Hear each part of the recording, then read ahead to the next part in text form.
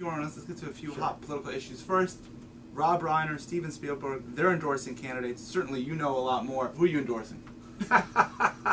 Well, I'm not Rob Reiner or Spielberg or I don't have the resources. Come on, Goolsby wants Obama. You going with Goolsby? Room for him? Well, they say he could be the possibility gets a high-ranking position. In Goolsby? Yeah, if Obama. I tell you, I support Goolsby for anything. So oh, okay. So therefore, by association, Obama. Well, I would say, look, I haven't studied all of Obama's policies. He seems smart. He seems articulate. The one thing that it seems to be good about is that it seems so far less polarizing. On the other hand, he's been less specific than some of the other candidates in particular. But what's the most important thing as a voter? Is specificity like the most important thing? Because clearly, you know, they changed. I mean, you have to compromise with Congress. So what's the best way to decide how to vote someone? I'd say you look at their voting record and you look how they governed before, not what they're saying now. Policy positions to me really don't mean much. Just a general philosophy and morality means the most to me. But maybe you see. Well, you want to try to read signs of character. I think that's true. But I do agree. But on the other hand, if a person has no thought about a position, I agree with you. Positions come and they go. And well, they have to have some thought. But in a debate, when you have 30 seconds and you don't know all the facts, it doesn't work like you have to make a decision in 30 seconds. You can say, listen, this is what I generally believe, and I'll release a press release in a week from now that gives you more details if you really want that. I mean, the idea of these quick, like, 1-minute policy positions, which don't mean much. No, the soundbite is not my favorite expression. You're forcing me into one. Yeah. So be careful. You're contradicting yourself. Okay. But I mean, no. But the fact is that there really is a no. But I mean, that's just part of politics. You want to see. I mean, in the sense of saying how well composed is this individual? You know, you get a question. That question, if that person's thought the matter through, you'll think in the time when it really counts, it will help to have had that person think through the issue a little bit. So I think that there is a sense in which these debates give you some information, but not a great deal of information. So I'm sure of that. What do you look for? I mean, for a candidate? Well, remember, I'm just an ordinary voter here. What would I look for? No, I am. I'm not casting any decisive votes. What I look for, I think you'd look for a level of integrity, and I think you'd look for a level of consistency. The thing that I think is probably more important in this coming election is somebody who really kind of unifies. We're very divided now. We really are divided over the war in Iraq. There's a lot of feeling about inequality. I'm worried about candidates who might polarize people. I think there is a sense in which we don't want to have people who polarize.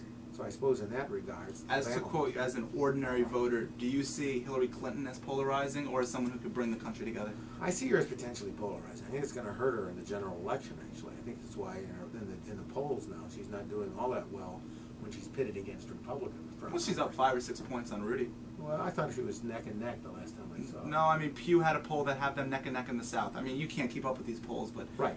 No, but I think the point is she carries along a lot of excess baggage. And, you know, you're too young for this, but I remember back in the early Clinton administration, there was this health care reform. Oh, I read about it with the book that describes them. And yeah, she did not yield. Bill Clinton wanted to yield. I mean, they were a co-presidency behind closed doors. And but I think, see, I look at it differently. Well, they campaigned that way. They really had 2 for the price of 1. Right, but can't you look at it differently? There's growth there. She knows you can't be arrogant with Congress. Maybe she's grown up from there. Maybe, but she's grown. She's taken positions that have gone. There's a sense that I think many people. Again, this is just an off the seat of the pants discussion here, but the structure was that people, there's a sense of uneasiness that she seems to create in people, and the reason is that, you know, you say she's so clearly smart. She's smart. She's clearly very intelligent, but smart in a way that seems like she could easily manipulate. She's changed her political views greatly over the years. I grant you that. I mean, she grew up here in the outskirts of Chicago. She was a Goldwater girl. But you can't. I mean, you're allowed to evolve your position since you're a teenager. Absolutely, no, absolutely. But you know, there were some very extreme positions that she took in the late '60s. She's at Yale Law School. And you think that that's still deep down in her?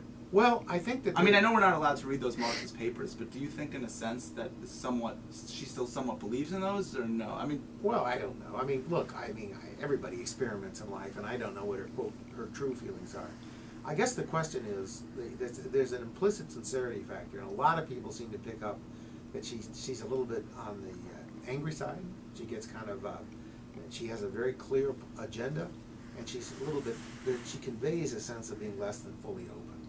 So just on superficial grounds. But Al Gore was somewhat open, and then they knocked him in 2000. I mean, there is a reason for her to be cautious. But Gore had the other problem. Had another problem. He had a problem. He was just a piece of wood. I mean, he couldn't respond. I mean, there was no reason for Gore not to have won that election in 2000. He had everything going for him. The economy. I agree, and he should have used Bill. Yeah, well, Bill was a little bit unpopular at the time. Remember, there was the Hillary, the affair. They liked him in Florida. He could have won Florida more. Decided you don't think Florida vote? I mean, well, these possibly. are all. Yeah. No, I don't know. I don't know that. But what I do say is that I believe that Clinton. I believe that Gore, in that particular case, just had such a wooden personality. He just didn't project. People, I think, voted against the personality. So I think, and it may be incorrect, I think in the end, if we were to compare Gore and Bush, it's not at all obvious that Gore was worse than Bush.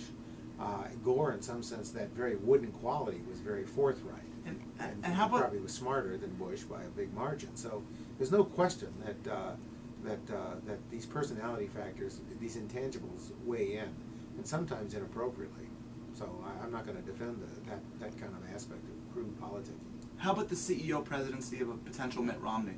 Do you buy like his Bain consulting? He knows how to be competent. He knows how to look at the data. Or do you see like severe authenticity issues that would make you skeptical, even with his free market, free trade principles that he believes so much in? Well, I haven't really followed his campaign that closely to comment on. I mean, I don't see a great source of appeal for Romney right now. He has a lot of baggage to carry with him. I mean, there's a lot of prejudice against Mormons.